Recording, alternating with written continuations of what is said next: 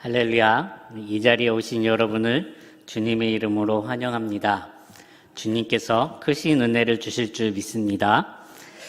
오늘 설교 제목이 주님 지금 어디 계십니까?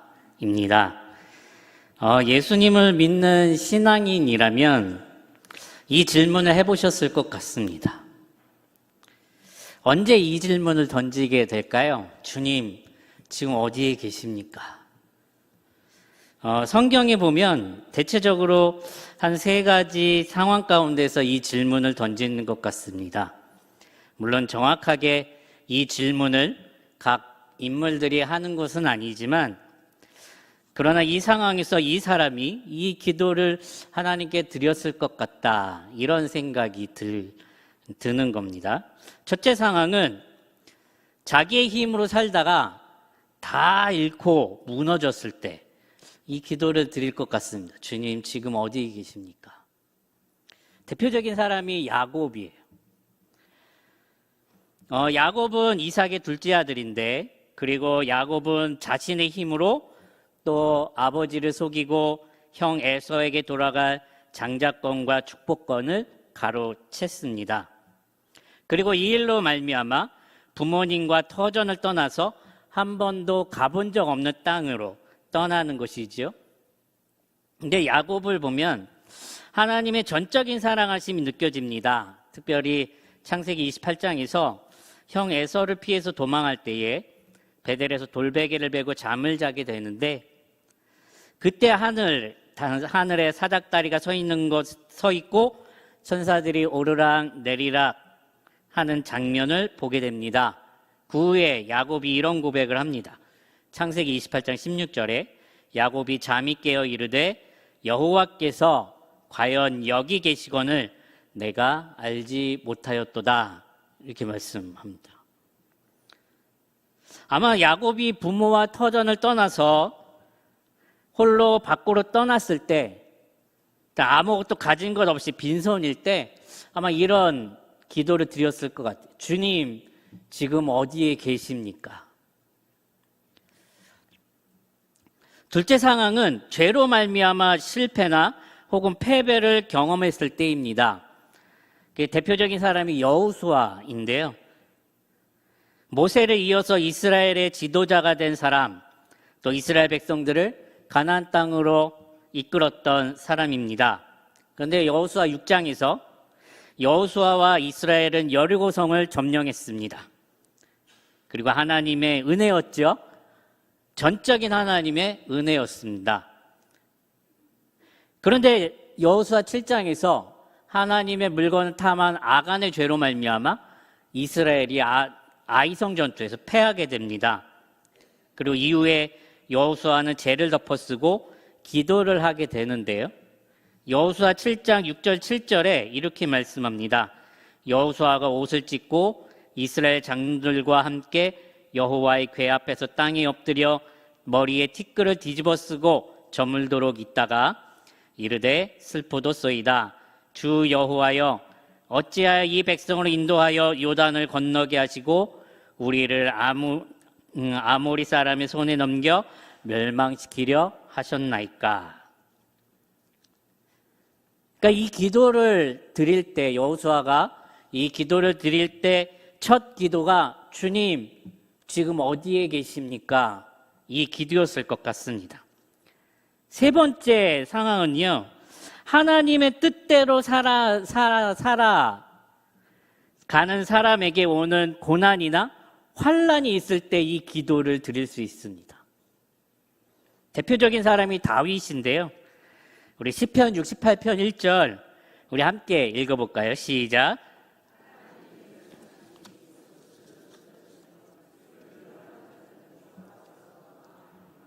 아멘. 하나님께서 일어나시면 원수들은 흩어지고 주를 미워하는 자들은 다 도망할 것입니다. 그런데 하나님께서 일어나시기 전에는 어떻습니까? 원수들과 주를 미워하는 자들이 다윗을 둘러싸고 온갖 모욕과 핍박과 어려움을 줍니다. 다윗이 사울을 피해 도망 다닐 때 바로가 그때이죠. 근데 사울을 피해서 도망 다닐 때 다윗의 첫 기도가 이 기도였을 것 같습니다. 주님, 지금 어디에 계십니까? 여러분, 주님, 지금 어디에 계십니까? 이것은 질문이 아닙니다. 처절한 외침입니다. 물음표로 끝나는 게 아니라 느낌표로 끝나는 것. 주님, 지금 어디에 계십니까? 그러니까 자기의 힘을 의지하고 살다가 무너져서 많은 것을 잃고 홀로 떠나는 야곱, 공동체의 죄로 말미암아 전쟁에서 패해서 절규의 기도를 드리고 있는 여호수아, 그리고 원수들과 주를 미워하는 자들로부터 고난과 핍박을 받는 다윗까지, 이 기도는 제일 처음에 나오는 기도였을 것 같습니다. 주님, 지금 어디에 계십니까? 오늘 본문 6장, 마가복음 6장 45절 보니까 이렇게 말씀하고 있어요. 우리 함께 읽어볼까요? 6장 45절입니다. 시작.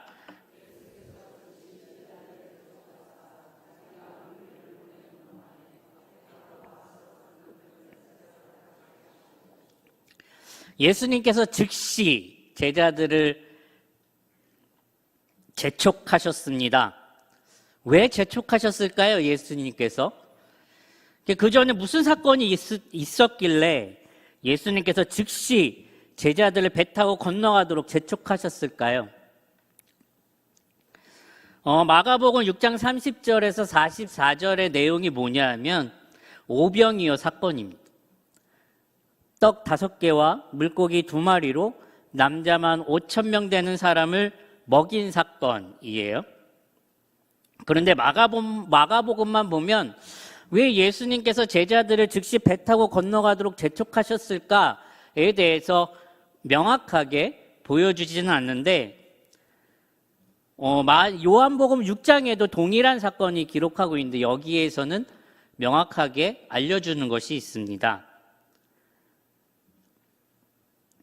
요한복음 6장 15절에 그러므로 예수께서 그들이 와서 자기를 억지로 붙들어 임금으로 삼으려는 줄 아시고 다시 혼자 산으로 떠나가시니라. 그러니까 오병이어 사건이 있은 다음에 무슨 일이 있었냐면 떡과 물고기를 먹은 그 백성들이 예수님을 자기의 임금 삼으려고 붙잡으려 했다는 것입니다. 그러니까 무리들 입장에서는 당연하죠. 예수님만 우리의 왕이 된다면 우리는 절대 굶을 이유가 없는 것. 그런데 제자들은 어떤 사람입니까? 마태복음 10장 37절 여짜오되 주여 영광 중에서 우리를 하나는 주의 우편에 하나는 좌편에 앉게 하여 주옵소서. 구하던 자들입니다. 만약 제자들이 이 무리들에게 둘러싸여서 헛된 영광을 구하려 했다면 지금까지 제자들을 가르쳤던 것이 다 허사로 돌아갈지 모르는 겁니다. 그래서 예수님께서 이 무리들과 제자들을 떨어뜨려 놓으시기 위해서 배 타고 즉시 건너가도록 재촉하셨다는 겁니다.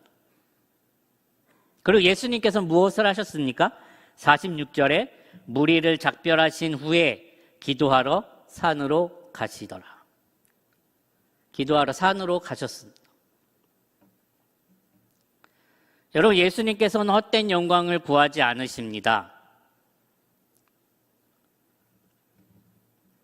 예수님께서는 오직 하나님의 뜻만 구하십니다.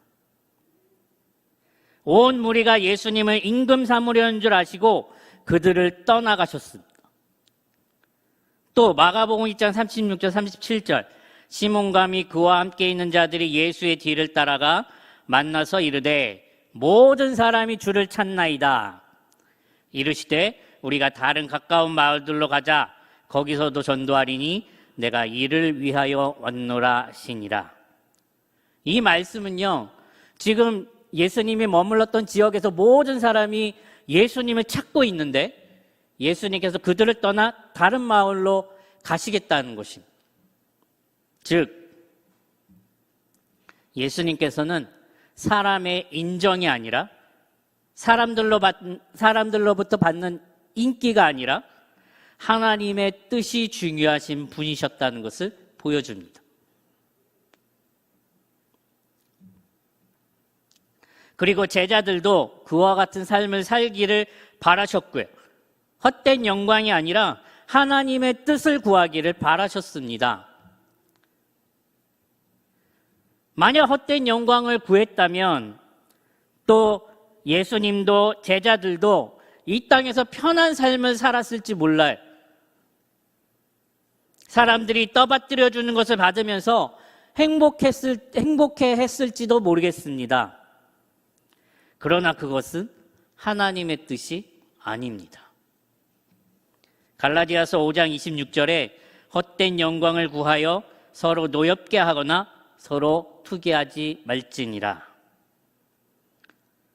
헛된 영광을 구하는 자는 서로 노엽게 하고 서로 투기하게 할 뿐입니다. 헛된 영광이 아닌 하나님의 뜻을 구하는 여러분 되시기를 간절히 축원합니다. 여러분, 하나님의 뜻이 무엇입니까?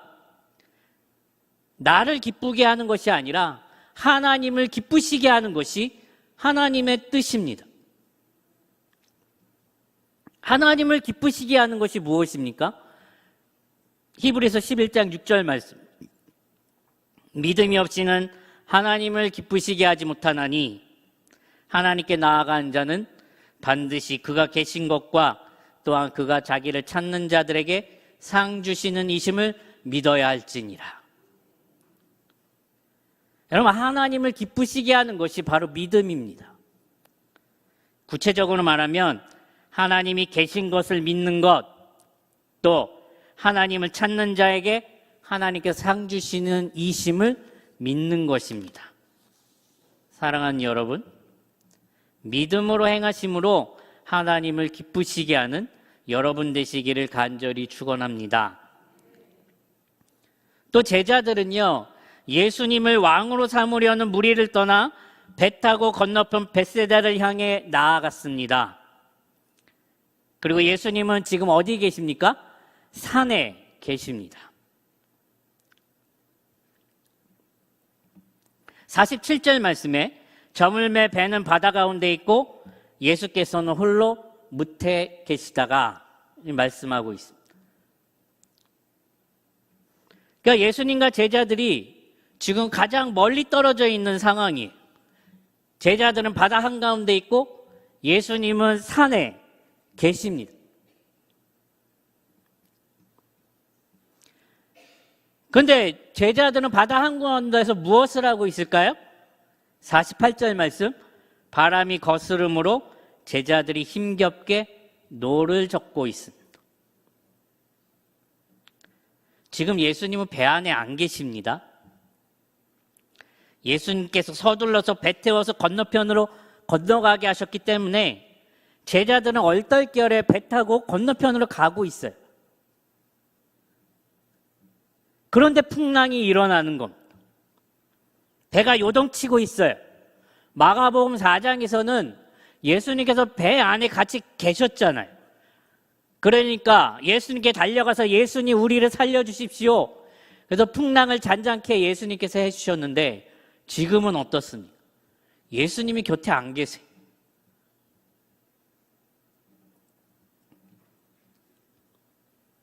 그 제자들의 첫 기도가 무엇이었겠습니까? 주님, 지금 어디에 계십니까? 주님, 지금 어디에 계십니까? 허공을 향해서 이 기도를 드리고 있지 않겠습니까? 주님, 지금 어디에 계십니까? 여러분, 밤 4경은요, 로마에서 통용되는 시간으로 약 새벽 3시에서 새벽 6시 사이라고 합니다. 그러니까 예수님께서 떡 5개와 물고기 2마리로 저녁을 먹이신 후에 즉시 제자들을 배 타고 보내셨으니까 최소 6시간 이상은 배 안에서 죽음과 사투를 벌이고 있었다는 얘기가 돼요. 그러니까 마가는 이거를 이렇게 표현하고 있어요. 제자들이 힘겹게 노를 젓고 있었다. 힘겹게 노를 젓고 있었다. 우리는 어떻습니까? 제자들과 같이 힘겹게 노를 젓고 계시지는 않습니까? 가슴 깊은 곳에서 이런 절규에 가까운 기도를 하고 계시지는 않습니까? 주님, 지금 어디에 계십니까? 여러분, 부르짖으십시오. 외치십시오. 하늘을 향해서 큰 소리로 기도하십시오. 주님, 지금 어디에 계십니까? 예레미야 33장 3절에 이렇게 말씀합니다. 너는 내게 부르짖으라. 내가 내게 응답하겠고 내가 알지 못하는 크고 은밀한 일을 내게 보이리라. 부르짖으면 하나님께서 응답하십니다. 반드시 응답하십니다. 우리가 하늘을 향해서 외치면 하나님께서 그 외침을 들으십니다. 오늘 본문 속에서 예수님께서 제자들의 그 외침, 힘겹게 노를 저으면서 하는 그 기도, 주님 어디에 계십니까? 이 기도에 대해서 하나님은 어떻게 응답하시는지 오늘 본문에 너무나도 명확하게 말씀하고 있습니다. 첫째, 예수님께서는 보신다는 것, 제자들을 보셨습니다. 48절 상반절에 제자들이 힘겹게 노젓는 것을 보시고, 예수님께서 제자들이 힘겹게 노를 젓고 있는 모습을 보셨다는 거예요. 언제부터요? 언제부터일까요?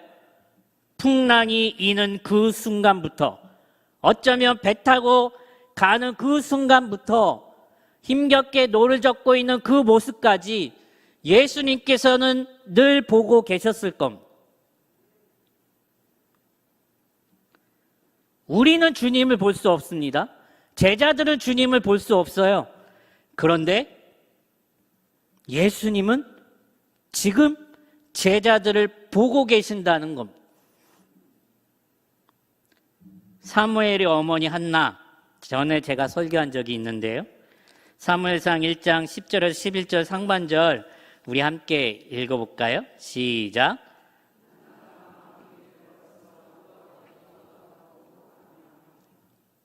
서원하여 이르되, 여기까지.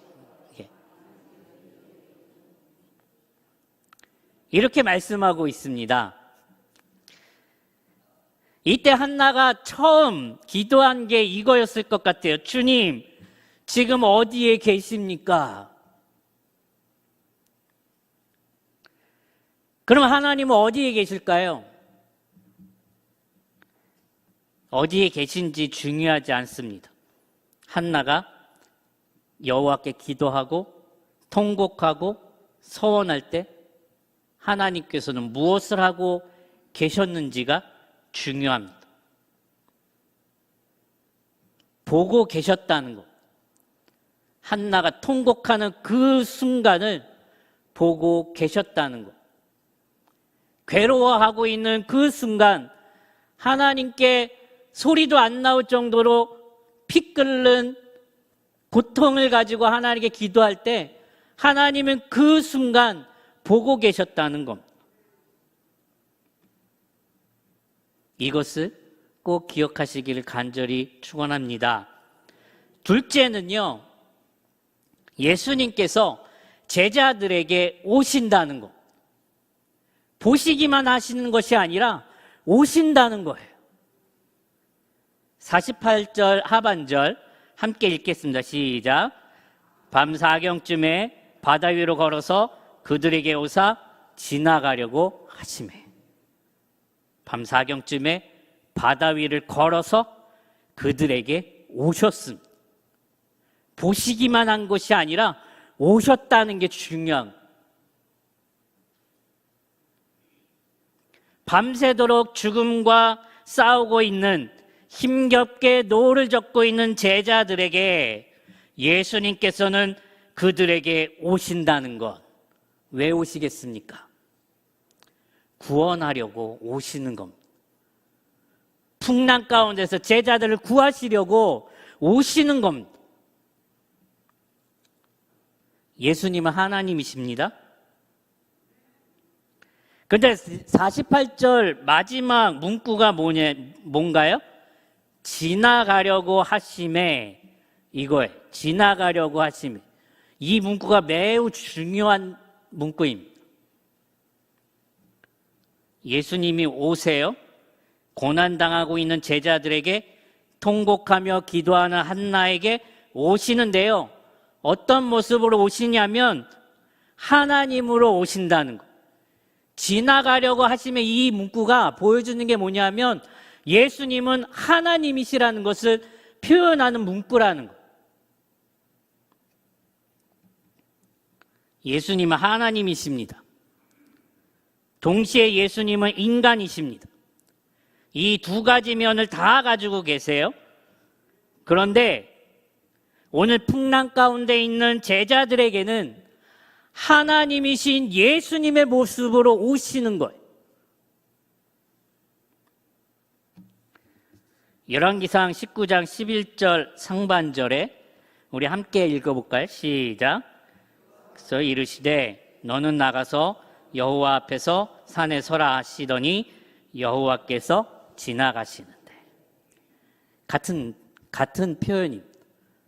여호와께서 지나가시는데. 엘리야가 하나님의 선 호렙에 이르렀을 때 하나님께서 친히 엘리야에게 나타나신 거예요. 하나님께서 직접 찾아오신 거예요. 제자들이 힘겹게 노젓고 있을 때 하나님이신 예수님께서 직접 찾아오신 거예요. 그리고 구원하셨습니다.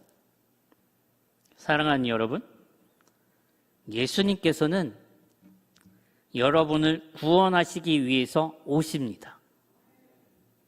여러분이 힘겹게 노를 젓고 있을지라도 예수님께서는, 하나님이신 예수님께서 여러분을 구원하시려고 지금 오고 계실지 모르겠습니다.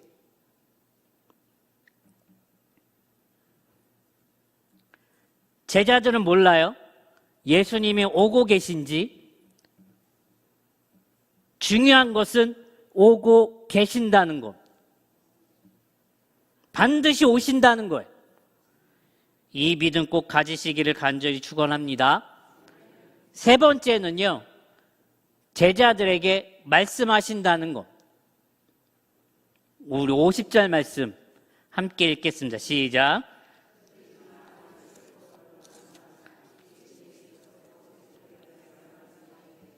안심하라, 내니 두려워하지 말라. 예수님께서 제자들에게 말씀하십니다.